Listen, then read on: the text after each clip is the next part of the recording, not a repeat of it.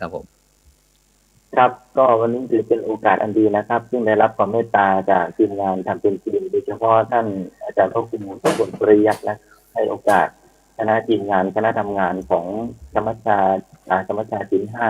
แห่งประเทศไทยโดยเฉพาะแห่งตะวันออกของเรานะครับที่ครับผมจะได้มาอาจจะเป็นการรายงานในเรื่องของผลงานการดำเนินงานในช่วงปีที่ผ่านมาแล้วก็ภารครับผมกิจงานที่จะดำเนินงานต่อไปครับผมครับครับครับสาธุนะครับท่านอาจารย์พระครูประหลัดครับที่อาจารย์นี้อยู่อยู่วัดอะไรนะครับวัดวัดโพสว่างหาทชัยองที่สอำเภอโพ สว่างครับผมอยู่ตรงไหนครับช่วยแนะนำวัดด้วยครับผมที่อ่ถ้าเรามาเนี่ยจะเป็นโซนใกล้กันกับจังหวัดกาฬสินธุ์ครับเป็นอำเภอติด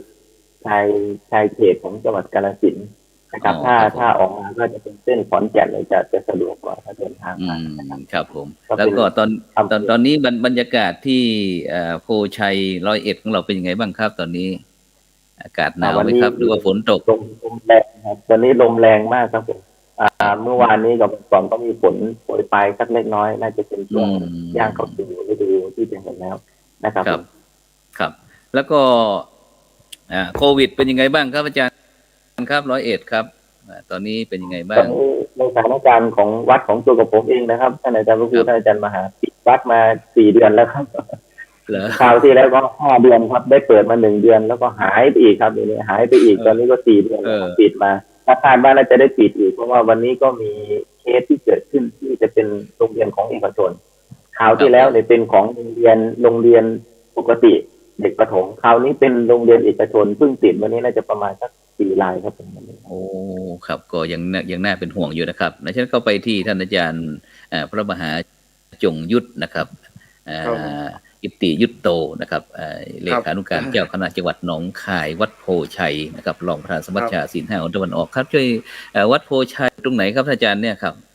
อยู่ในเมืองอะไรครับประเดี๋ยวท่านอาจารย์พระครูครับครับผมวัดโพครับชัยก็คือถ้าพูดไปวัดโพชัยเนี่ยถ้าก็คือต้องถามต่อว่าวัดโพชัยคือวัดไหนก็คือถ้าพูดว่าวัดหลวงพ่อพระไสยเนี่ยก็จะเข้าใจกัน ใช่ครับครับใช่ใช่ครับเออก็สถานการณ์ของจังหวัดของก็กับผมก็ยังอยู่ในเกณฑ์ที่ยังควบคุมอยู่ครับครับผมยังควบคุมแล้วก็ ขณะนี้มันก็มีการติดอยู่เรื่อยๆครับการติดครับคิดว่าจะลดไม่ลดนะฮะคิดว่าจะลดไม่ลด ครับผมผมยังเนี่ยเพิ่งประชุมเสร็จกับคณะสงฆ์ว่าเนี่ครับผมยบาลีเนี่ยของผม1,031 รูปเนี่ยเออจะทำยังไงอะครับก็เลยหาทางออกกันว่าเอ่อก่อนที่จะเข้าห้องสอบหรือว่าก่อนที่จะมาสอบเนี่ยให้เอาใบ ATK มาก่อนส่งครับมาก่อนอืเพื่อยืนยันมนะครับก็ยังเป็นปัญหาอยู่ครับครับ ยังเป็นปัญหาแล้วก็วัดของผมเนี่ยมีเครื่องสแกนมีเครื่องตรวจก็จริงอยู่หรอกแต่ว่าคนครับ มาไม่ขาดยิ่งเสาร์อาทิตย์ยิ่งเยอะครับ ก็ไม่ถังกันเดี๋ยววัดมาทิ้งหรอกครับ ก็วัดหลวงพ่อพระไสยนะครับเป็นพุทธรูปคู่บ้านคู่เมืองกับไปใครที่จะข้ามฝั่งไปทางฝั่งนู้นก็คฝั่งรับพี่น้องทางนครหลวงเวียงจันทร์ใช่ไหมครับอาจารย์ติดเนาะครับจะติดกันเลยครับติดเมืองหลวงครับครับติดเมืองหลวงเนี่ยครับก็ก็ก็ยังก็คยังรับนั่นอยู่ครับแต่ว่าศาสนกิจอื่นๆที่ไม่ได้เกี่ยวข้องกับคนหมู่มากก็ปฏิบัติได้เรื่อยๆครับครับผมมีการดำเนินการอยู่เรื่อยๆคแล้วรับก็ในส่วนสงเคราะห์สังฆพัฒนาอะไรทำนองนี้เราก็ได้ดำเนินการอยู่ครับเรื่อยๆตามแบบ New Normal นะครับว่าอืครับครับคือสครับครับนิมนต์ครับในในจังหวัดของผมเนี่ยมันครับก็มีโรงเรียนปริยัติสามัญอยู่บ้างพออืสมควรมครับบางโรงเรียนนี่พอบอกว่ามีกลุ่มเสี่ยงก็ถือว่าเขาเคารพกติกากันดีก็ยอมปิดโรงครับเรียนแล้วก็กักตัวทีนี้ครับในเครือข่ายของคณะสงฆ์เราก็เอาปัจจัยข้าวสารอาหารแห้งไปช่วยครับครับผม ไปช่วย โดยที่ให้ทำยังไงปิดวัดก็เอาเตียงหรือว่าโต๊ะมาวางไว้หน้าวัดเมื่อกับผมครับไปนี่ก็เอาทัพพสัมภาระเอาสิ่งของอาหารข้าวสารอาหารแห้งบ้างอาหารสดบ้างไปวางไว้ครัเมื่อวางบผมไว้ปั๊บแล้วก็ถ่ายภาพไว้แล้วก็ลงกลุ่มว่าพิกัดอคยู่รับผมตรงนี้นะวัดนี้ต้องครับการอะไรบ้างเครื่องอุปโภคบริโภคก็มีญาติโยมไปครับก็ครับ15 วันนี้รอด ครับผม 18 วัน15 วันนี้ ครับ ก็ถือว่า ครับ ญาติโยมช่วยกันนะฮะ ครับ แล้วก็ แล้ว ลูกพระลูกเนนเราครับ อาจารย์ครับแถวนั้นซึ่งเป็นไอ้ใกล้กับพี่น้องพี่น้องบ้านพี่เมืองน้องกันเนี่ยครับได้รับผลกระทบบ้างไหมครับลูกเนนเขาลูกพระลูกเนนเรา อ๋อลูกเนนนี่เท่าถ้าเคสหลังเนี่ยนะฮะถ้าเคสแรก ครับ นี่ก็มีติดตามสถิติมีอยู่5ลูกแต่หายหมดแล้ว ครับผม แต่ระยะหลังนี่ยังไม่มีสถิติรายงานเข้ามาที่สำนักงานจังหวัดว่า มีพระเนร ครับ รูปใดติดก็ยังถือว่าโชคดีอยู่ครับ ครับผมอ๋อครับผม ยังไม่ติดมีแต่เสี่ยงฮะยัง ครับผม ไม่ติดครับ อ๋อก็ ก็ถือว่า โอเคเนาะ ครับกาดยังไม่ตกครับ ครับ แล้วหลวงพ่อเจ้าคณะจังหวัดประชุมเสร็จแล้วหลวงพ่อเน้นยังไงบ้างเนี่ย ซึ่ง คือ คณะสงฆ์เรา เน้นเรื่องการป้องกันแล้วก็วิธีการในการปฏิบัติในการสอบต้นห่วงมากเลยครับ ครับผม เพราะว่าบาลีในสอบวันฮะ1 2 กับ 4 ใช่ครับ สอบ2 วัน ถ้า3ใน ครับ 3 วัน ถ้าวัน อืม ใดวันหนึ่งติดเนี่ยเราต้องหยุดนะฮะ ครับผมโ คือต้องประคับประคองไปให้ได้ครับเป็น ครับผม ปีที่จะมาเนี่ยบาลีที่จะถึงเนี่ยเป็นปี ครับ ที่รู้สึกว่าอึดอัดแล้วก็เราค่อนข้างที่ อื จะ ม ลำบากใจมากเลย คือไม่เท่าไหร่หรอกครับ คือเป็นห่วง ครับผม เป็นห่วงว่า ครับ จะทำยังไง ครับ จะทำยังไง ถ้าสมมุติว่ามีเคสขึ้นมามีคัตเตอร์ขึ้นมา เราจะแก้ปัญหายังไง เพราะว่า ครับ ปีหนึงมันมีครั้งเดียวอาจารย์ ครับผม ครับผม ปีหนึงมันมีครั้งเดียวเราก็เอาละ ใช่ครับ ในเมื่อมันอย่างเงี้ยขนาดส่วนกลางเขายิ่งเสี่ยงกว่าเราประโยชน์ ใช่ สู ครับ งทีนี้ อืม เราก็ต้องมาวางแผนการประสานงานกับภาครัฐภาคเอกชน ครับ ประสานงานไปยังผู้ว่าให้ ครับ มอบ ผม เจ้าหน้าที่สาธารณสุขมอบ อืม เจ้าหน้าที่โรงพยาบาลมาช่วยกันเข้มครับ เข้มก่อน อืม ก่อนถึงวัน แล้วก็ทุกวันก่อนที่ ครับ จะเข้าห้องสอบให้เจ้าหน้าที่กู้ภัยมาพ่นยา ครับ ฆ่าเชื้อรอบสนามสอบ หลัง ครับ จากสอบเสร็จก็พ่นยาฆ่าเชื้ออีกครับ ครับผมก็ดีครับเนาะยังไงก็ ครับ กาดสูงไว้ก่อนนะครับเนาะเพราะว่ามัน ครับ เป็นแล้วเป็นเลยถึงแม้จะฉีดก็เป็นไม่ฉีดก็เป็นนะครับ โอ้ นั่นแหละ เพราะว่าถ้ามีคัตเตอร์ขึ้นมานี่ ครับ มันสูงรวมเลยนะครับ เจ้าคณะจังหวัดทั้ง2นิกายมารวมที่นี่ อืม พระเน ครั ร บผ สอ ม ง ครั นิ บครั กา บ ยทั้ง2ที่นี่ ก็ยัง ครับ พูดเล่นๆอยู่นะว่าแล้วใครจะรักษาการให้พวกเราเลยเนี่ย อ่า ถ้าสมมติว่าได้กักตัว ครับ ก็เลยทำการป้องกันอย่างหนักก็คณะสงฆ์สอง ครับ ฝ่ายแล้วก็เลยมาหาทางออกร่วมกันครับ ครับ แล้วก็ อืม ก็จะได้หาวิธีป้องกันกันแหละครับ แต่ว่าถ้าจะบอกว่ามีคัตเตอร์ของพระของเนนไหมขณะนี้ยังไม่ปรากฏครับยังไม่ปรากฏ โอ้ ครับ ก็ดีครับเนาะก็ ครับ ขอให้แคล้วคลาดปลอดภัยทุกรูปนะครับเนาะอาจารย์เนาะ ครับก็ เออ ด้วยกันครับ เพราะว่ามันสอบทั่วประเทศ ครับใช่ครับครับมันส ต อ อบ นนี้ ทั่วป ก็ ระเทศครับ ที่คณะสงฆ์ภาค7ก็จังหวัดเชียงใหม่ลำพูนแม่ฮ่องสอนนี่ก็ตอนนี้ก็กำลังจัดการอบรมบาลีก่อนสอบนะครับ ที่วัดดอยสัพพัญญู ครับ ตำบลดอนเปาอำเภอแม่วางจังหวัดเชียงใหม่ของเรานะครับ ครับ จน ติดก็ จน ผม ถึง ติดตามอยู่ครับ ครับ ติดตามดู จนถึงวันที่22ครับ20 วัน ครับ วันที่ครับจนถึงจากวันที่3เมื่อวานนะครับ เปิดเมื่อวาน จนถึงวันที่22ครับครับฉะนั้นอาจารย์ครับ แล้ว หลังจาก ครับ ครับผม ครับ ครับอันนี้มนต์ครับอาจารย์ครับจะต่อได้เลยครับต่อได้เลย แล้ววัดพระสิงห์เป็นไงบ้างครับก็เป็นวัดกลางเมืองท่องเที่ยว แล้วก็มีมาตรการยังไงครับอาจารย์นุภู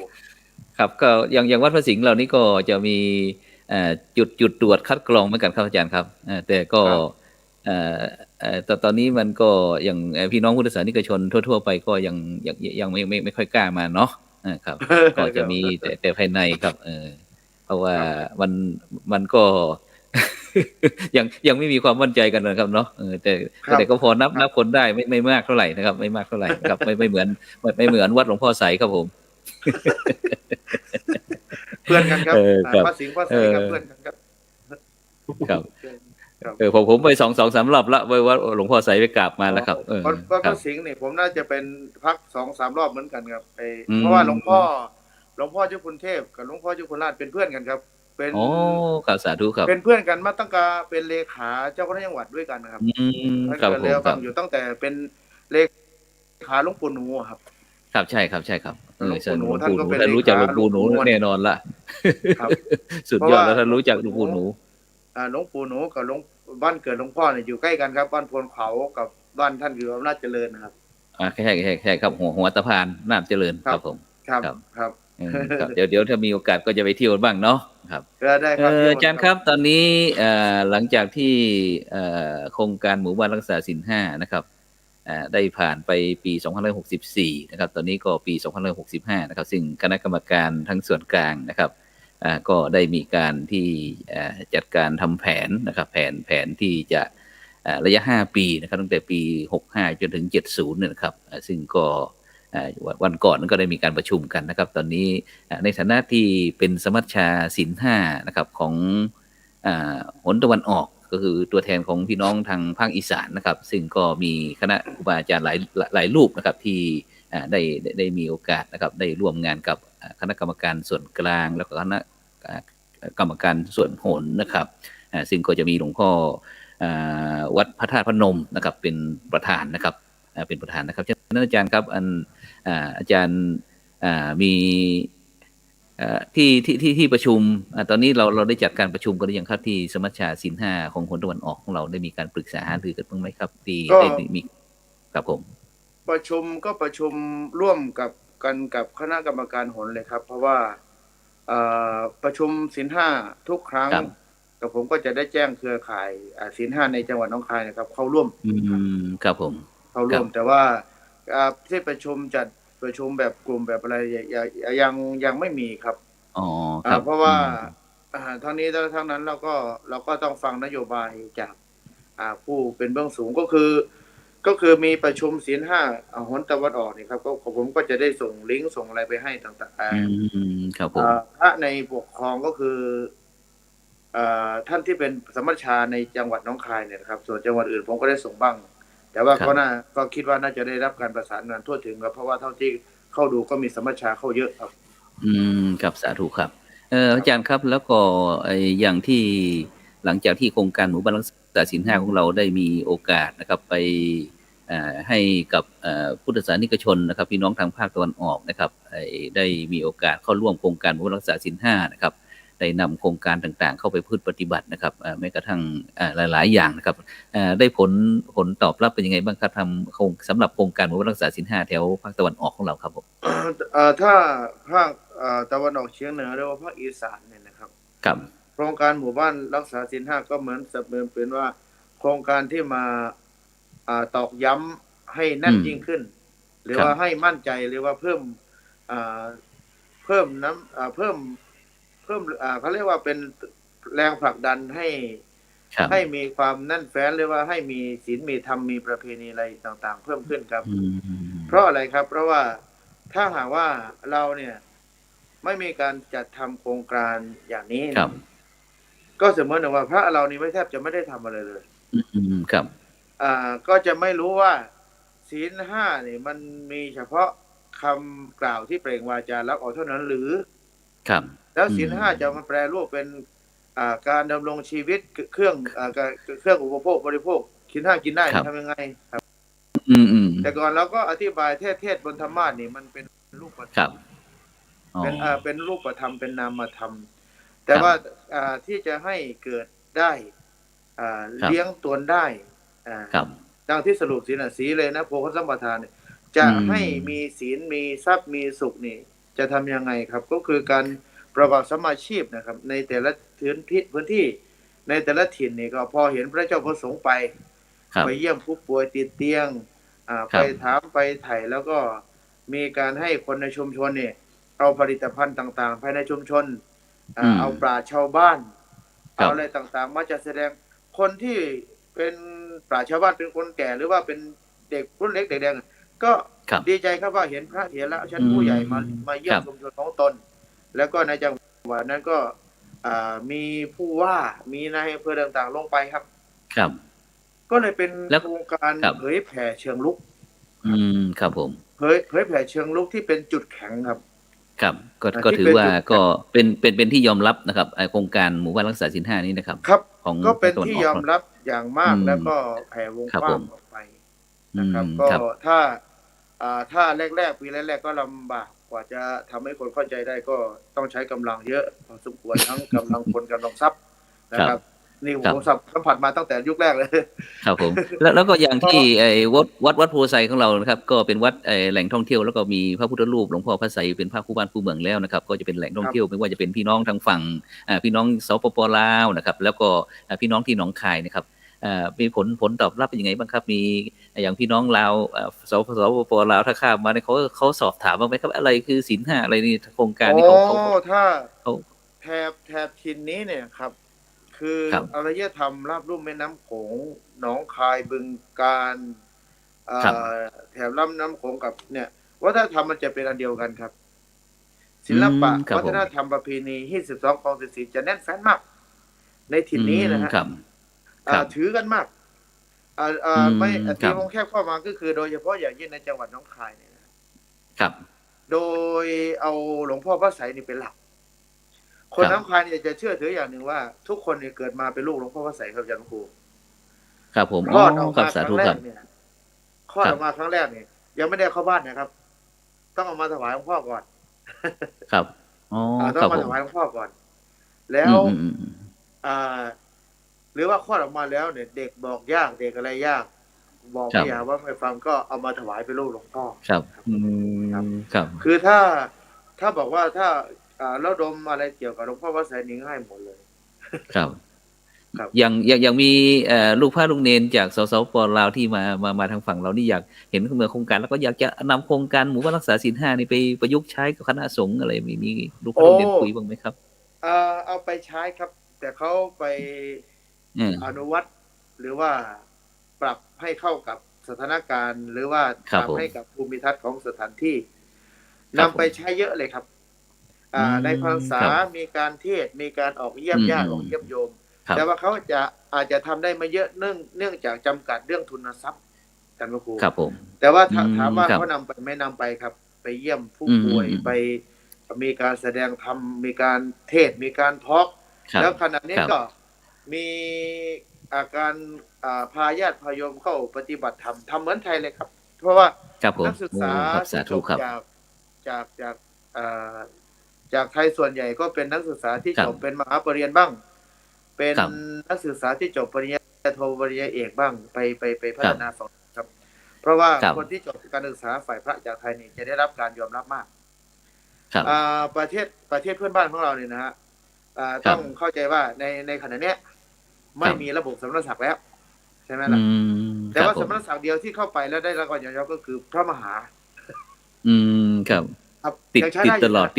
ครับติดตัวตลอดครับผมครับยังใช้ได้อยู่ครับได้รับการยอมรับแล้วก็ได้รับการเคารพนับถือเหมือนอย่างแต่เก่าก่อนครับผมครับแล้วก็อาจารย์ครับเดี๋ยวอีกรูปหนึ่งครับท่านอาจารย์พระครูสุธรรมรัตนาพรนี่จะเข้ามาไหมวันนี้อาจารย์ประสานงานไปเลยครับเดี๋ยวนะครับครับผมน่าครัจะติดธุระบางอย่างนะครับเดี๋ยวครับเดี๋ยวอาจารย์ช่วยประสานหน่อยเนาะครับเดี๋ยวผมไปที่ท่านอาจารย์พระครูประหลัดธรรมสอนก่อนนะครับนมัสการอีกรอบนะครับท่านอาจารย์พระครูประหลัดครับผมครับได้ยินท่านอาจารย์พระมหาจงยุทธนะครับได้พูดถึงเกี่ยวกับแถวที่หนองคายนะครับแล้วก็พี่น้องสปปลาวนะครับเกี่ยวกับเรื่องโครงการมีความคิดเห็นยังไงอาจารย์ครับในฐานะที่เป็นพระสงฆ์รุ่นใหม่ของเรานะครับมีการมองอย่างไรครับกับโครงการหมู่บ้านรักษาศีลห้าครับผม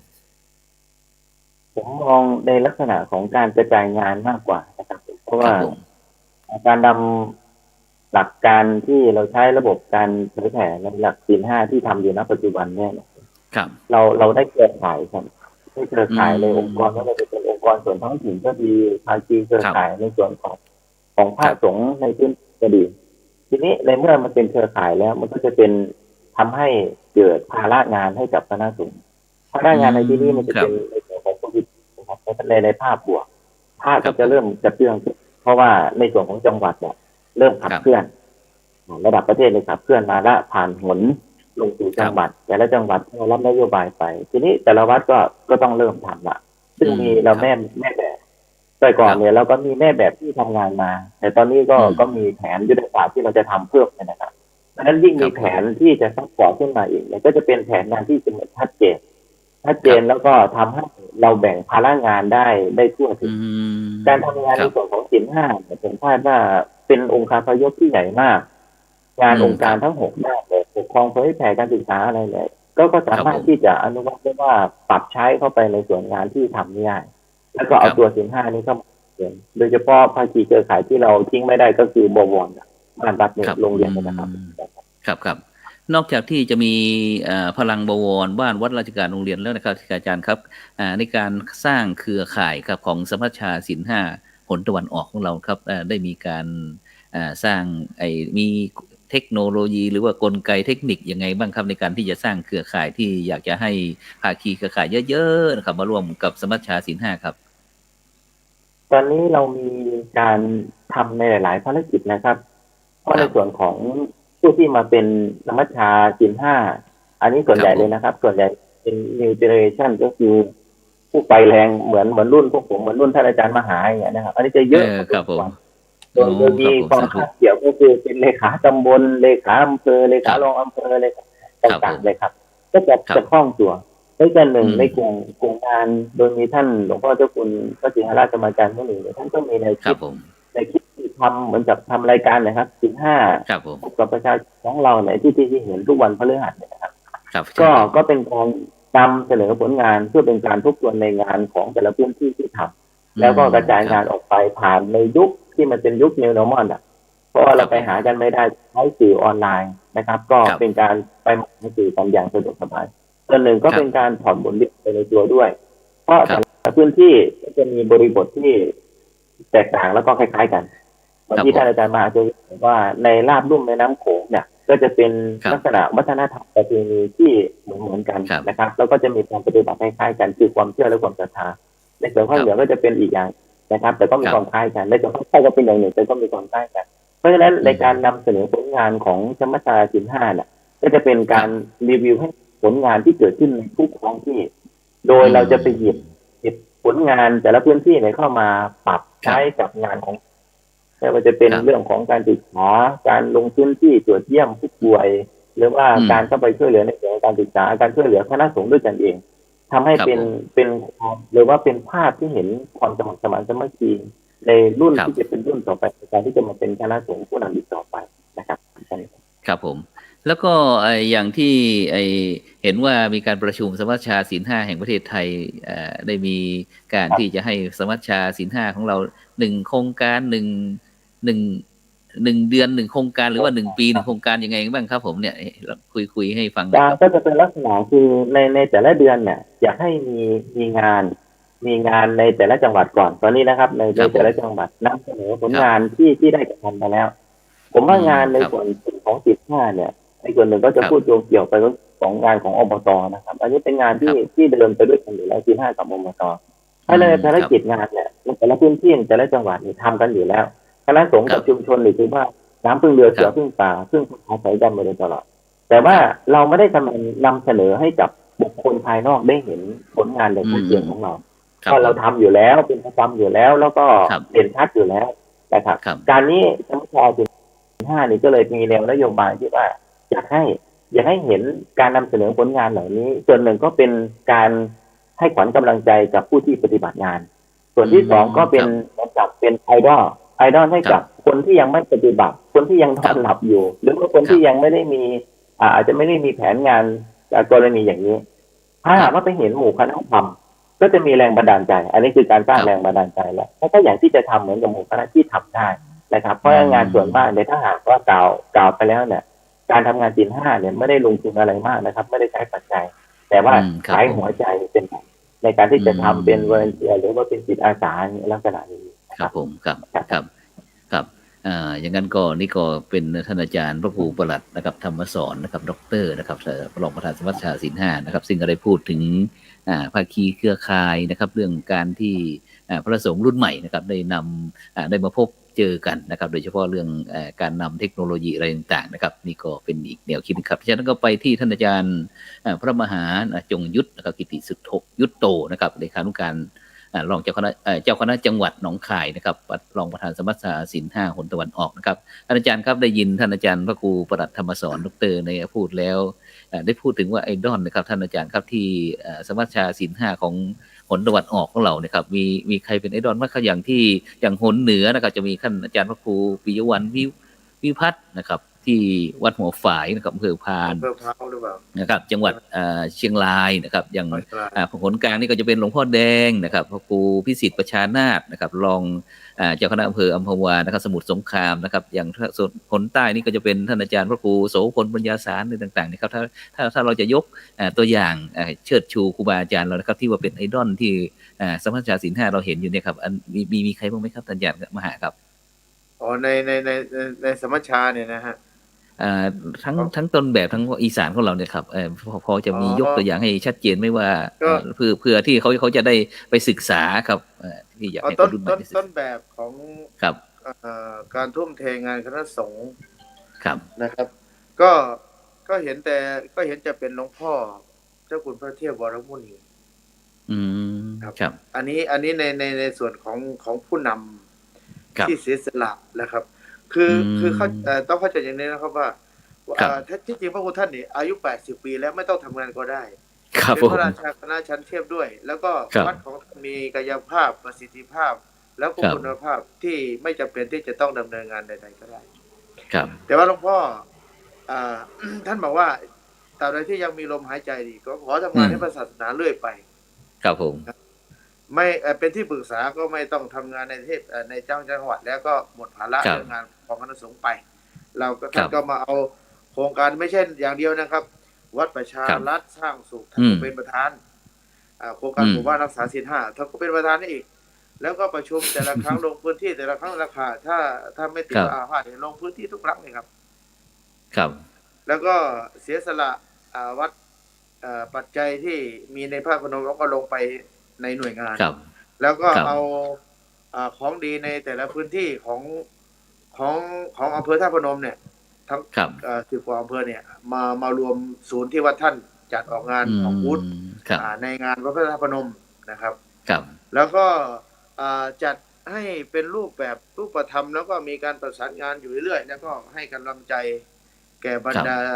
ผู้ใต้บังคับบัญชานะครับคือเป็นพระเถระที่ผมยังไม่เคยเห็นหลวงพ่อครับผมแสดงอาการเหนื่อยเลยนะครับผมทั้งที่ปวดหลังปวดเอวในระยะเนี้ย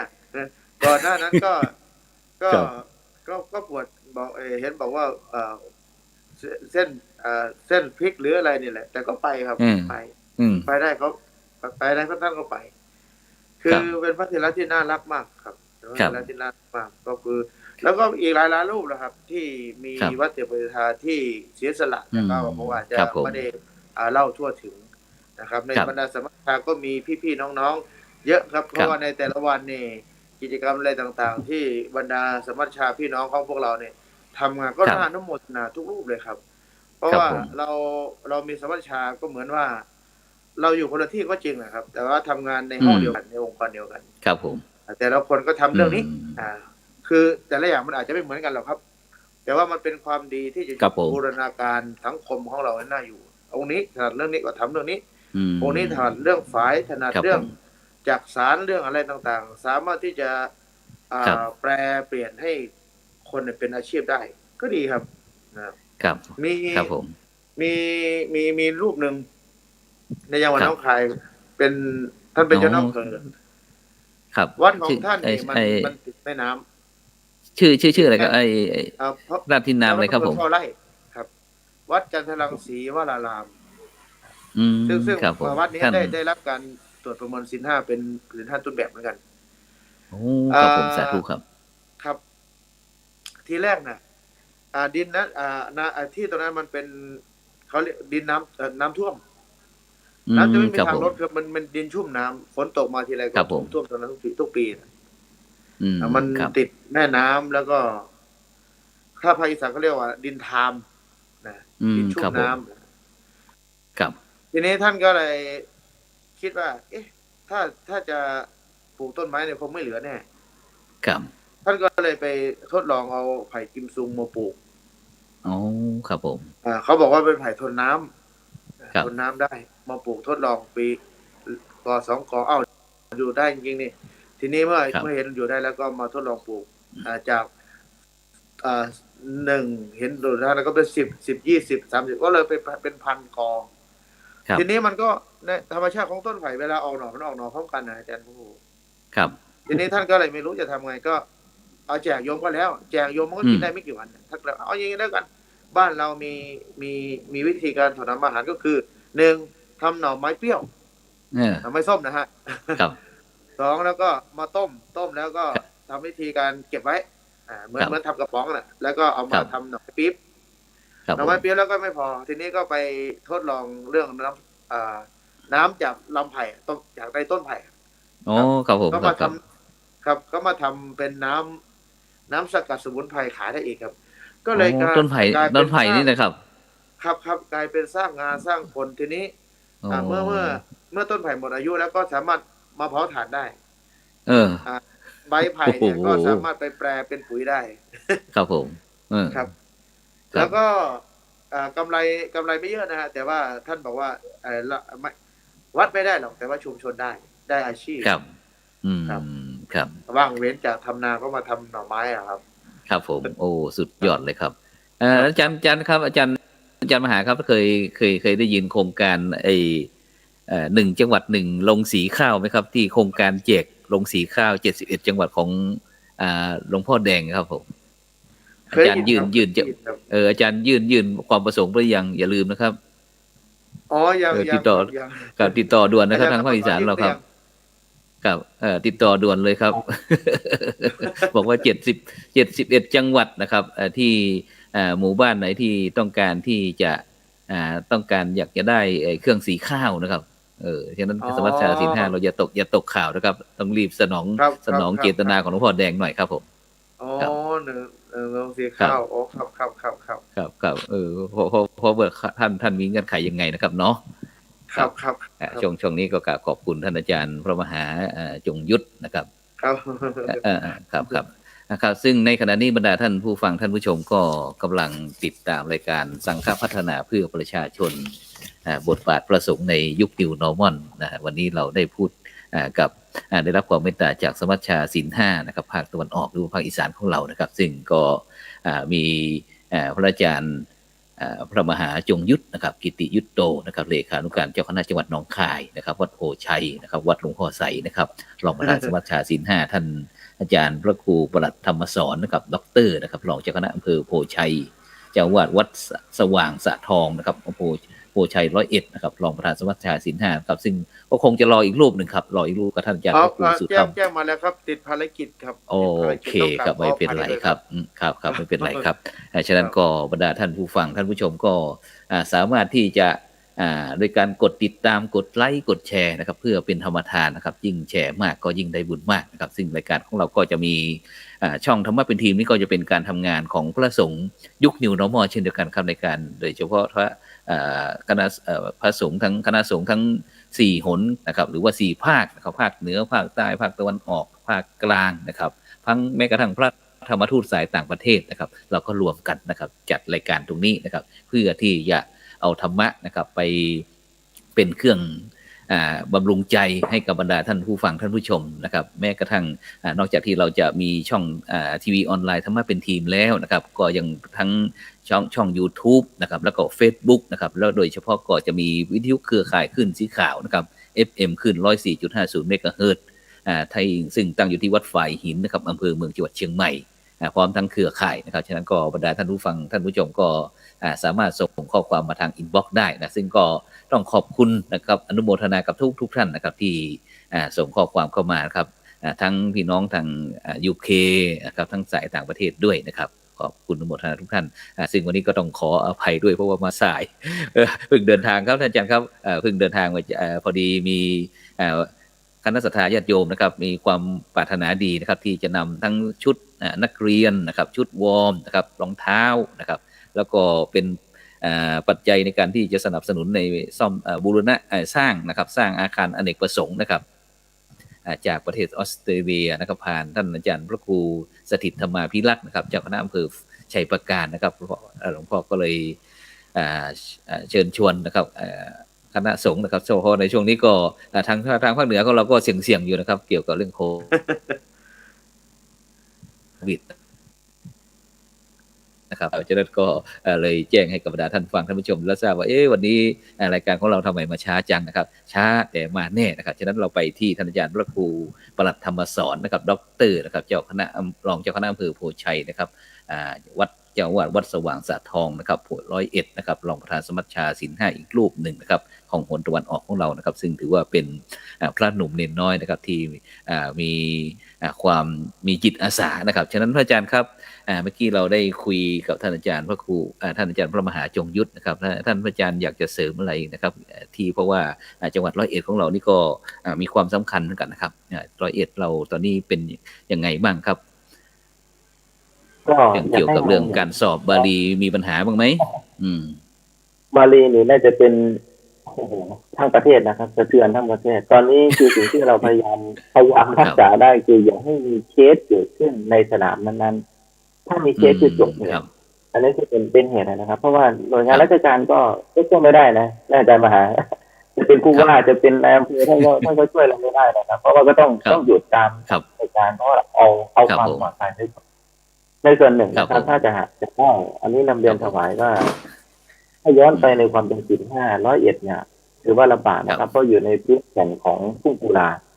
ความเป็นทุ่งกุลาในความแห้งความแล้งแต่ว่ามีสิ่งหนึ่งที่เขาผ่านมาได้ในโบราณชนรุ่นก่อนๆนั่นก็คือความมุ่งมั่นอดทนและแรงศรัทธาเขาผ่านมาได้เพราะสิ่งในปัจจุบันนี้ก็เหมือนกันนะครับในสถานการณ์ที่เป็นโควิดเหมือนกันผมว่าก็ไม่ต่างอะไรกับพี่น้องปุถุชนในช่วงก่อนๆของเรานะครับที่เป็นโบราณกาลที่ท่านผ่านวิกฤตตัวนี้มาก็จะผ่านมาได้ผ่านความหามาได้ก็ต้องมีความอดทนเพราะฉะนั้นในส่วนปัจจุบันเนี้ยผมว่าศีล 5เนี่ยเป็นสิ่งที่ให้โอกาสทั้งภาคโอกาสรวมถึงแม้ว่าเราจะมีอยู่แล้วนะครับแต่ว่าเราเหมือนกับการปัดฝุ่นแล้วก็การยกเครื่องให้มันทันต่อเทคโนโลยีให้มันทันต่อโลกที่มันเป็นโลกวิวัฒน์ณปัจจุบันนี้ในส่วนหนึ่งอย่าลืมนะครับเราไม่ได้จ้องมองเฉพาะคนไทยแต่มันจะเป็นการขยายเครือข่ายวงกว้างออกไปเบื้องต้นตั้งแต่ต้นรายการที่เราได้มาจะยึดเรื่องของประเทศลาวในส่วนหนึ่งผมเป็นลูกครึ่งนะครับผมเป็นลูกครึ่งโยมแม่เป็นคนฝั่งซ้ายครับนะครับอันนี้ก็ต้องมองในส่วนของประเทศลาวตอนนี้ก็ถือลักษณะเดียวกันมีองค์การพุทธศาสนาสัมพันธ์แห่งลาวเนี่ยท่านก็ขับเคลื่อนเยอะนะครับ 4-5 ปีมาเลยมีการเปลี่ยนแผนงานมีการวางนโยบายซึ่งแผนงานต่างๆถามว่าท่านไม่ได้เหมือนกับท่านไม่ได้มาเอาตัวของเราไปหมดเป็นออริจินัลคอปปี้แต่ว่าท่านก็ไปปรับแล้วก็ประยุกต์ใช้กับในท้องที่ของท่านทำให้ผมเห็นในเรื่องของการเผยแผ่เรื่องของการลงพื้นที่เรื่องของการมีการสนับสนุนในชุมชนบ้านวัดโรงเรียนราชการเหมือนอย่างกับเราเนี่ยอันนี้เยอะพอสมควรเพราะฉะนั้นเราถอดแบบตัวนี้เริ่มจากศีล 5จากประเทศไทยก็จะเป็นองค์คณะพยพใหญ่ที่ขยายออกไปสู่นานาประเทศที่ใกล้เคียงแล้วก็ส่วนหนึ่งก็จะขยายไปสู่ทวีปยุโรปพูดลักษณะนี้นะครับต่างประเทศที่ท่านอาจารย์บอกว่าความเป็นพระธรรมทูตในต่างประเทศผมก็เป็นนะครับรุ่นที่26เป็นประธานรุ่นด้วยนะครับครับสาธุครับก็ฝากรุ่นน้องท่านไปอยู่หลายๆรูปหลายๆท่านไปปฏิบัติงานผมว่ามันเบสิกของเราที่ปัสนากับศีล 5เนี่ยนะครับเอาไปเถอะไปทำเถอะแล้วก็ง่ายที่สุดไม่ต้องไปลงทุนอะไรมากเพราะคนที่ไปอยู่ข้างนอกมันจะมีความว้าเหวนะท่านอาจารย์มหาเหมือนเราบวชนานๆเนี่ยก็มีความว้าเหวนะอาจจะไม่ถึงปสที่ระดับท่านแต่มันก็ยังเป็นปสระดับน้อยอยู่นะครับก็มีความคิดว่าถ้าเราเอาจุดที่สำคัญเป็นแรงยึดเหนี่ยวเข้าหาญาติโยมได้ไม่มีปัญหานะครับทั้งประเทศไทยไม่ว่าจะเป็นสถานการณ์โควิดที่เกิดขึ้นก็ดีเมืองนอกที่เขาขาดความอบอุ่นบ้านเกิดเมืองนอนไปเพราะต้องไปจำรอนจากความยากจนน่ะแล้วก็หาที่พึ่งเอาศีล 5เข้าไปปลอบประโลมเอาธรรมะเข้าไปปลอบประโลมเอาวิปัสสนาเข้าเป็นทางเดินให้เขาผมว่าประสบความสำเร็จอย่างยิ่งจากปีนี้เป็นต้นไปผมว่าเราเดินมาในทางที่ถูกละหลายๆปีและต่อจากนี้ก็จะเดินให้มันถูกทางมากยิ่งเพราะเรามีแผนยุทธศาสตร์ของหมู่บ้านรักษาศีล 5ที่จะเดินก้าวล่วงไปครับครับแล้วก็อย่างที่ปี65นะครับอาจารย์พระครูประหลัดครับผมทางสมัชชาศีล 5เราจะเสริมเติมเต็มกับโครงการหมู่บ้านรักษาศีล 5ภายในระดับจังหวัดหรือว่าในหนของเรานะครับอย่างไรบ้างครับทางหนตะวันออกครับมีการพูดคุยกับน้องๆบ้างไหมครับอยากจะเริ่มจาก101ก่อนนะครับผมเริ่มจากตัวของจังหวัดเอง ตอนนี้ก็ ครับ มีการพยายามที่ ขอแนว ครับผม ทางจากพระเดชพระคุณเจ้าคณะจังหวัดหลวงพ่อท่านเจ้าคุณพระราชมัจเจริญคุณหลวงพ่อเจ้าคณะจังหวัดท่านเมตตาครับ ท่านชอบพระหนุ่มไฟแรงที่ ครั ทำ บ งาน ท่านสนับสนุนเต็มที่ ส่วนหนึ่ง อืม ก็สร้างขวัญกำลังใจให้กับพระที่กำลังทำงานอยู่ในณปัจจุบันหลวงพ่อท่าน ครับผม ถึงแม้ว่าท่านจะไม่ อืม อาจจะไม่ได้มอบทุนทรัพย์แต่ว่าท่านก็ปลอบประโลมเป็นยังไงลูกทำงาน ครับ ถึงไหนแล้วเดี๋ยวให้สู้ๆนะเนี่ย อืม ครูบาอาจารย์ผ่านมาเนี่ยหนักพอสมค ครั วร บ ก็ทำได้ เพราะฉะนั้นเราก็จะอาศัยภาคีเครือข่ายตัวเนี้ยที่มีพระเดชพระคุ ค ณ รับ หลวงพ่อเจ้าคณะจังหวัดที่ท่านคอยโยนกำลังใจให้เราอยู่ตลอดเนี่ยนะครับ ก็เป็นแรงที่จะไปผลักดันในเครือข่าย ที่จะทำงานร่วมกันกับศีลห้าทุกชุมชนทุกของทุกพื้นที่ในจังหวัดร้อยเอ็ดของเรา แล้วก็คาดว่าน่าจะยกระดับขึ้นไปในส่วนของจังหวัดอาจจะเป็นใกล้เคียงร้อยเอ็ดแล้วก็ยกระดับขึ้นไปสู่ระดับประเทศ โดยมี ครับ ภา ผม คีเครือข่ายที่ประเทศตอนนี้เราพอสมควรอยู่แล้วนะครับ ครับอย่างท่านอาจารย์มหาจงยุทธนะครับอาจารย์มหาครับในฐานะที่เป็นเลขานุการเจ้าคณะจังหวัดด้วยนะครับได้มีการที่เราจะค้นหาเพชรเม็ดงามที่ลูกพระลูกเนนที่หน่วยก้านดีมีจิตอาสาสูงๆเนี่ยเขามาร่วมกับภาคีเครือข่ายบ้างไหมครับ อ๋อมีครับมีก็คือที่ทางทุนทีมมันต้องมีอยู่แล้วครับ ครับผ คื ม อของผมเนี่ยคือมีที่มีทางมีทุน แล้วก็ ครับ มีทีมครับ อืม มันต้อง ครับ หาครับ เพราะว่าคือคิดอย่างนี้ครับอ่า ครับ ไม่ว่าระบบไหนของพระเราเนี่ยฮะมันมือ ครับ ต่อมือครับ อืม จากอาจารย์ก็ไปสู่ศิษย์นะครับ เพราะว่า ครั มัน บ ก็ต้องสร้างรุ่นต่อรุ่นไปเรื่อยๆครับ ครับ เพราะว่าคนที่อยู่ในฝ่ายปฏิบัติการต่อไปอายุเยอะขึ้นมันจะเยอะขึ้น ก็ ครับ จะต้องไปอยู่ในฝ่ายบริหาร ครับ ใช่ไหม ผม ครับ ครับผม เพราะว่าทีนี้ถ้าไม่สร้างศาสนทายาทหรือว่าบุคคลที่จะมารองรับงาน ครับ ที่นั่นมันก็มันงานไม่ต่อเนื่องครับ หรือ ครับ ถ้า ผม ให้มาคนอื่นมาเป็นเนี่ย ที่ทั้งไม่เคยผ่านงานมาเลยอะครับ ครับ งานมันได้คนแต่มันไม่ได้งานไง อืมครับ ทำยังไงเราถึงจะได้ทั้งสองอย่างได้คนด้วยได้งา ครั น บ ด้วย ก็คือการฝึกฝนแล้วก็การแบ่งภาระงานให้กันและกันทำนะครับ อืมครับผม คือการทำงานในระบบของการทำเป็นทีมก็คือไม่มีใครเก่งกว่าใครครับ ทุกคนสแตนดาร์ดเท่ากันหมด อืม รูปนี้เก่งเรื่องนี้รูปนี้เก่งเรื่องนี้เราก็มาแบ่งกันติดขัดตรงไหนเราก็มาปรึกษากันครับปรึกษากัน อืม หาทางออกร่วมกันครับ แล้วก็ ครับ งานถึงจะเดินไปได้ครับ ครับ ผมจำคำเจ้าคุณสมเด็จ ครับ พระมหาธีราจารย์วัชรสงครามท่านบอกว่าทะเลาะกันไม่ดีหรอกงานไม่เดิน ครับ ครับทะเลาะกันไม่ดีงานไม่เดิน ครับ คือทำยังไงครับ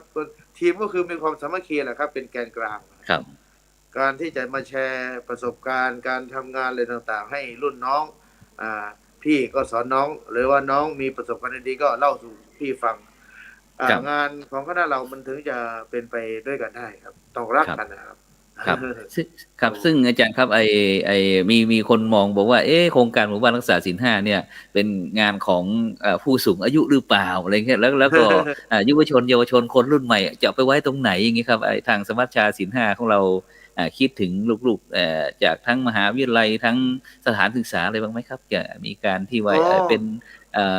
ป็นโรงเรียนศีลห้าหรืออะไรอย่างงี้มีบ้างไหมครับสมัชชาเราคิดยังไงบ้างครับผม มีอยู่ครับโรงเรียนศีล ครับ ห้าในจังหวัด ครับ หนองคายเราก็มีที่มีนี่ก็เพราะว่ามีพระสอนศีลธรรมด้วย ครับผม แล้วก็มีหน่วยอบรมประชาชนประจำตำบลด้วย ครับ เข้าไปประสานงานแล้วก็เข้าไปอบรมศีลธรรม ในจังหวัดหนองคายมีหน่วยซิลฮะหน่วยล่วงหน้า เรียกว่าหน่วย ครับ ธร ผม รมวุฒิ โอ้ครับภาษา ธร รู้ ร ครับ ม ผ วุ ม ฒินี่ทำมานานแล้วนะครับ อบร ครับ ม ผม เยาวชนในจังหวัด แล้วก็เอา อืม แต่ก่อนไม่มีโควิดนะฮะเอา ครับผม เอาพื้นที่ใกล้เคียงมาอบรม มาอบรมแล้วก็สร้างคนที่อบรมนั่นแหละให้เมื่อชำนิชำนาญแล้วก็เอาคนนั้นแหละ ไปเป็นตัวแทนในการอบรม ซึ่งมันจะเหนื่อยน้อยลงอะฮะเหนื่อยน้อยลงไม่ต้องไปสู้รบลงมือกับเด็กเยอะ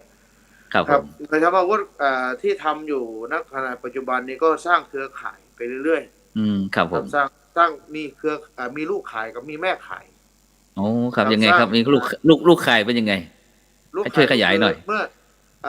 มีแม่ขายก็คือการที่จะเราไปอบรมเนี่ยได้ ครับผ ได้ ม คนพอที่จะ รู้เรื่องหรือว่าเป็นตัวแทนเราได้เราก็อบรมครับผม ทีนี้ในสมมติว่าจะไปอบรมโรงเรียนวัดพระสิงห์ก็ดึงครับผม เด็กชายคนเนี้ยหรือว่า30 คนเนี้ยที่พอเป็นกำลังให้เราได้มาร่วมอบรมทีนี้ครับผม พอพอเป็นแล้ว เราไม่ต้องไปยุ่งเยอะแล้วครับเราก็สร้างมาอีกครับ ครับผมโอ้ครับครับมันผม ก็จะเป็นเครือข่ายที่จะเป็นลูกข่ายแล้วก็เป็นตัวครับ แทนแล้วก็เขาก็จะสามารถไปดึงคนอื่นเข้ามาได้อีกครับ โอ้ครับสาธุครับ การครับ อย่างนี้มันจะลดแรงเพิ่มคน โอ้ครับผม ครับ ครับ ซึ่งผมครับสาธุ ทำก็ได้ผลนะฮะทำก็ได้ผ ครับ ล ผมครับ แต่ถ้าไม่มีโควิดเนี่ยก็คงจะไปไกลกว่านี้ โอ้ครับสาธุครับขอให้โควิดหายจากประเทศไทยไวๆเนาะ ครับก็ ครับ คิดอย่างนั้นแหละครับ ก็ ครับไป ได้ ที่อาจารย์พระครูประหลัดครับครูประหลัดว่าไงครับที่ร้อยเอ็ดเราเป็นยังไงบ้างครับได้ยินท่านอาจารย์มหาจงยุทธพูดแล้วที่ร้อยเอ็ดเรามีการบูรณาการยังไงบ้างครับผม ตอนนี้เราก็สร้างทีมกองงานแต่ละอำเภอนะครับ จาก ค ก รับ อง ผม งานแต่ละอำเภอก็ย่อยลงไปเป็นกองงานระดับตำบล ม เพื่อใน ครั ส่ บ วนหนึ่งพ่อ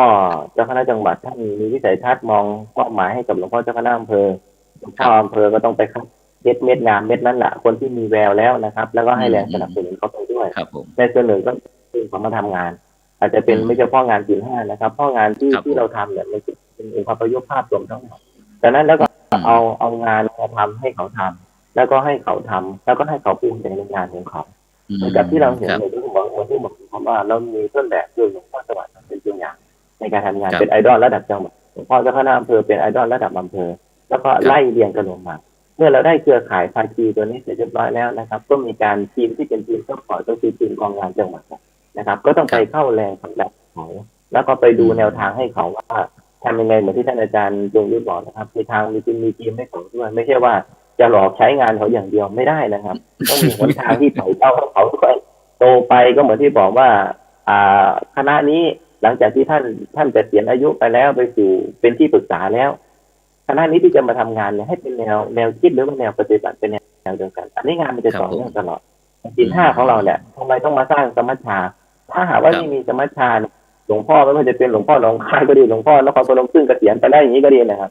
แล้วใครจะมาทำงานแทนพระเดชพระคุณหลวงพ่อเหรอครับก็ต้องเป็นอย่างเหมือนอาจารย์จงเหมือนผมเหมือนหลายๆรูปหลายๆท่านนะครับที่จะเป็นทีมทำงานร่วมกันก็คาดว่าน่าจะเป็นทีมที่ทำเข้มแข็งลักษณะนะครับอาจารย์ครับนี่ก็คือการที่จะผลิตบุคลากรนะครับสายสันทายาทนะครับจากรุ่นต่อรุ่นนะครับอย่างที่ท่านอาจารย์ไม่ว่าจะเป็นท่านอาจารย์มหาจงยุทธนะครับกิติยุทธโตท่านอาจารย์พระครูประหลัดธรรมสอนนะครับดรนะครับซึ่งวันนี้ก็เราก็คงจะออกรายการจนถึง3 ทุ่มครึ่งนะครับท่านอาจารย์ครับฉะนั้นอาจารย์อยากจะเสริมเติมเต็มจากยอดต่อยอดนะครับของโครงการหมู่บ้านรักษาศีล5จากปีที่แล้วนะครับหลังจากที่ได้ลงติดตามแล้วนะครับอาจารย์มหาจงยุทธครับอาจารย์ได้ติดตามคณะกรรมการโครงการหมู่บ้านรักษาศีล5แล้วนะครับรู้สึกว่ามันจะต้องต่อติดขัดอยากจะเพิ่มเสริมเติมเต็มตรงไหนบ้างครับโครงการที่ในปีที่ผ่านมาครับผมคือของสมัชชาต้องเข้า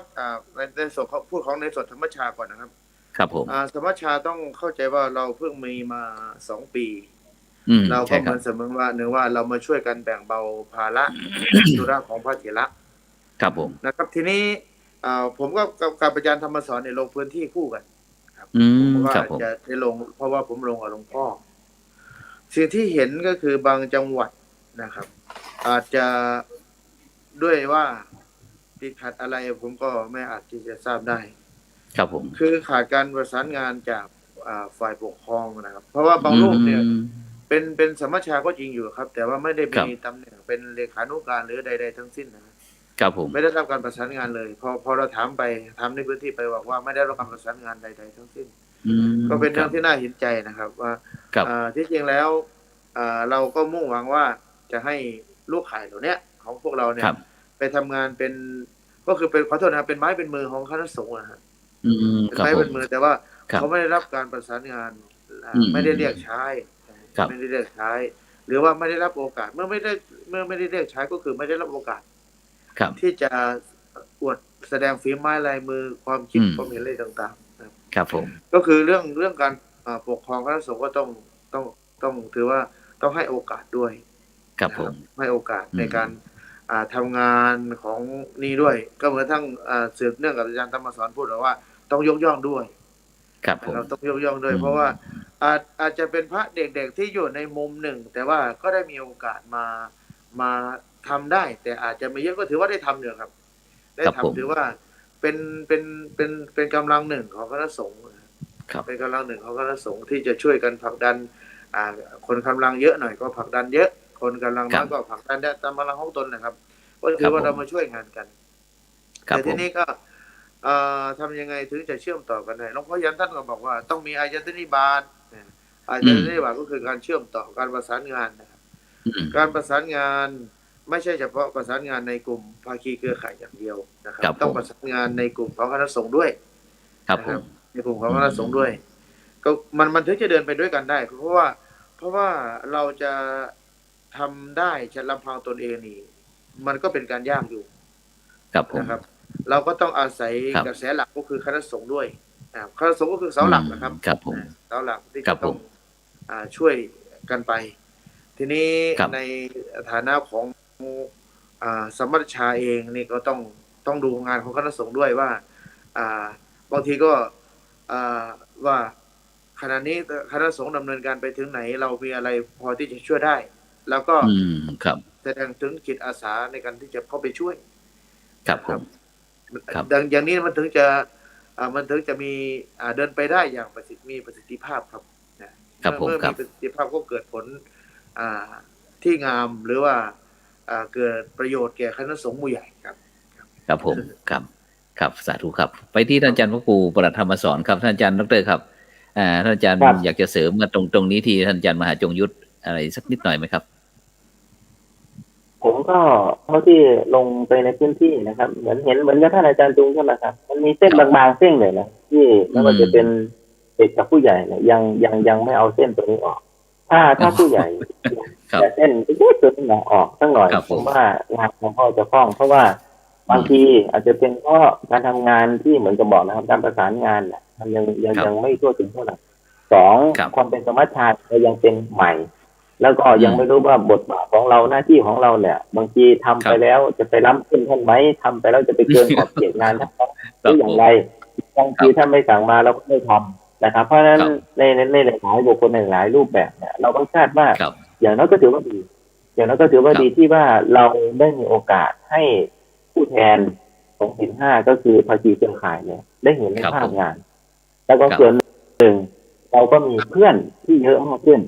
เราก็จะอาศัยเพื่อนๆเราคณะเราอย่างนี้นะครับ ผมที่จะเป็นตัวเชื่อมโยงให้กับการทำงานที่เราจะเกิดขึ้นในภาพอนาคตที่จะเกิดขึ้นในอนาคตภาพที่จะเกิดขึ้นนะครับ ครับ ส่วนหนึ่งก็ไม่ว่าจะปากหรอกครับ แต่ว่า ครับ เท่าที่ผมทำงานในฝ่ายปกครองก็คล้ายๆกับอาจารย์มหาจงยุทธแหละนะครับเส้น ครับ ตัวนี้เป็นเส้นที่สำคัญนะครับเพราะว่าเราไม่ได้ทำงานศีลห้าอย่างเดียว การทำงานเนี่ย ครับ ต่อไปจะเป็นการพยพในงานของพระพุทธศาสนาผมว่ามันเป็นภาพรวมและเป็นภาพที่ใหญ่ เพราะฉะนั้น ครับผม ในส่วนของทุกท่านทุกคนไม่ว่าจะนึกหรือใหญ่เนี่ยใจเป็นสิ่งที่สำคัญที่สุดต้องเปิดใจในการทำงาน ความเหนื่อยความล้าเนี่ยเป็นเรื่องธรรมดานะครับ แต่ผมอยากให้มองผลที่มันเกิดขึ้นนะครับ ว่า ครับผม ผลที่มันประโยชน์ต่อโลกต่อสังคมเนี่ยมันเป็นประโยชน์ที่มากพอสมควรเราก็ควรที่จะยอมเพื่อให้เกิดผลประโยชน์ที่มันมากณจุดนั้นแทนนะครับ แล้วก็ในความคาดหวังในส่วนของการคาดหวังเนี่ยผมว่าไม่อยากให้คาดหวังไกล แต่ให้คาดหวังที่ใกล้แล้วเราพร้อมที่จะทำได้ โดยไม่ต้องคิดอะไรมาก ไม่ต้องไปหวังว่าคุณจะซัพพอร์ตมาตอนไหน จะมีผู้ใหญ่ให้โอกาสไหมไปทำงานไม่บ่อยๆเลยจะมองเห็นหัวเราไม่น้อยอย่างเงี้ยอันนี้เป็นตลอดแต่ผมว่าไม่ต้องไปคาดหวังนะครับเราคิดว่าเราครองอาสาพัฒน์เนี่ยแค่เราย้อนมองว่าเราเป็นพุทธบุตรนะครับรักษาพระพุทธศาส ครั นา บ หรือว่าทำงานตอบแทนเป็นประจำมาตามพระเจ้าแล้วก็พระพุทธศาสนาตอบแทนพระแม่ครูบาอาจารย์และส่วนหนึ่งก็คือการตอบแทนคุณข้าวน้ำของญาติของโยมที่อุปถัมภ์ครอบครัวมาก็อยากให้คิดแค่นี้แล้วงานมันก็จะได้ดีเหมือนที่พวกผมเนี่ยท่านอาจารย์มหาจุลยุทธแล้วก็หลายๆรูปหลายๆท่านที่กำลังคิดอยู่ว่าแต่ก็ไม่เป็นไรแต่ว่าขอให้ผลงานที่มันออกมาแล้วคิดว่าเป็นประโยชน์ต่อสังคมแล้วก็ยินดีนะครับผมก็ประมาณนี้ครับ ครับฉะนั้นก่อนที่จะหมดนี้อยากจะให้อาจารย์พระครูประหลัดธรรมสอนนะครับได้ช่วยให้กล่าวให้กำลังใจกับบรรดาท่านผู้ฟังท่านผู้ชมนะครับที่ในฐานะที่เราทุกคนก็ได้รับผลกระทบจากในปัจจุบันเนี่ยครับ ข้าวอยากมากแพงอะไรต่างๆนี่ก็ว่ากันไปครับอยากให้กำลังใจบรรดาท่านผู้ฟังท่านผู้ชมด้วยครับผมนิมนต์ครับผมก็ไม่อยากขออะไรมากนะครับ เพราะว่าพระเราเนี่ยผู้ขออยู่แล้วนะครับในขอที่นี้เราก็เป็นผู้ให้เหมือนที่หลายๆรูปหลายๆท่านหรือว่าหลายๆคนที่กำลังชมอยู่ในที่แห่งนี้ หรือว่าจะไปชมย้อนหลังกันแล้วอาจจะฟังวลีนี้ไปคิดว่าเพราะไม่ใช่เพียงแต่เป็นผู้ขอ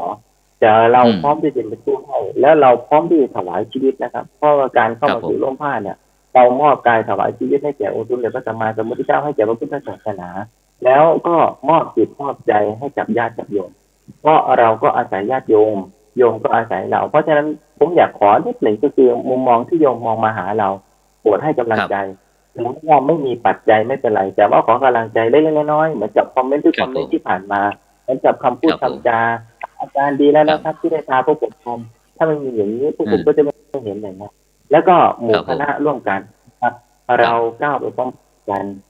นะครับเราไม่รู้ว่าเราจะอยู่ท้ายปีไหมผมเองผมก็ไม่รู้ว่าจะอยู่ถึงไหนแต่ณเวลาที่เราอยู่ลมหายใจเรายังอยู่ก็ขอให้ทำเต็มที่แล้วก็ขอให้ทำดีที่สุดที่จะทำได้ครับครับผมครับสาธุครับไปที่ท่านอาจารย์มหาจงยุทธครับนิมนต์ครับให้กำลังใจกับบรรดาท่านผู้ฟังท่านผู้ชมพี่น้องชาวโลกหน่อยครับผมกราบนิมนต์ครับก็ขอเจริญพร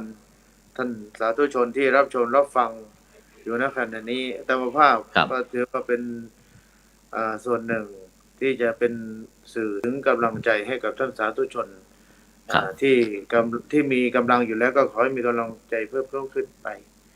ที่เศร้าส้อยหรือว่าที่รอยกำลังใจลดน้อยถอยลงก็ขอให้เพิ่มขึ้นมาให้มีกำลังใจในการที่จะต่อสู้ชีวิตธรรมดาทุกคนเนี่ยเกิดมาในโลกนี้เนี่ยไม่มีใครสุขเสมอไปหรอกแล้วก็ไม่มีใครทุกข์เสมอไปธรรมดาเนี่ยบทเรียนแต่ละบทเนี่ยมันก็มียากมีง่ายต่างกันบทที่ง่ายเนี่ยใครๆก็อยากเรียนทั้งนั้นแหละนะใครๆก็อยากเรียนแต่บทที่ยากไม่อยากจะเปิดข้ามไปจังเลยแต่มันก็ข้ามไม่ได้เพราะว่ามันนั่นก็คือหนังสือเรียนที่จะต้องอ่านทุกหน้าฉะนั้นแล้วก็ขอเป็นกำลังใจให้ท่านทุกคนได้ผ่านความทุกข์ความยากความลำบากอะไรต่างๆไปแล้วก็ขอให้ทุกท่านได้มีกำลังใจในการต่อสู้ชีวิตมีกำลังใจในการทำงานแล้วก็มีกำลังใจในการต่อสู้ไม่ว่าจะต่อสู้กับโรคภัยไข้เจ็บต่อสู้กับอุปสรรคปัญหาต่างๆให้ทุกท่านทุกคนได้ผ่านไปด้วยดีจงทุกประการครับสาธุครับครับสาธุครับฉะนั้นก็ในนามของช่องธรรมะเป็นทีมนะครับแล้วก็รายการสังฆพัฒนาเพื่อประชาชนนะครับต้องกราบขอบพระคุณครับท่านอาจารย์พระมหาจงยุทธนะครับ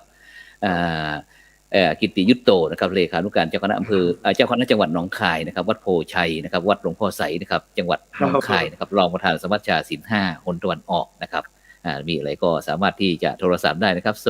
084นะครับ7969143นะครับจะไปจองลงบูชาหลวงพ่อพระไสยก็ได้นะครับครับแล้วก็หลวงท่านอาจารย์พระครูได้เลยนะครับกับผมก็ท่านอาจารย์พระครูประหลัดธรรมสอนนะครับด็อกเตอร์นะครับรองเจ้าคณะอำเภอโพชัยนะครับเจ้าอาวาสวัดสว่างสะทองครับอำเภอโพชัยจังหวัด101นะครับรองประธาน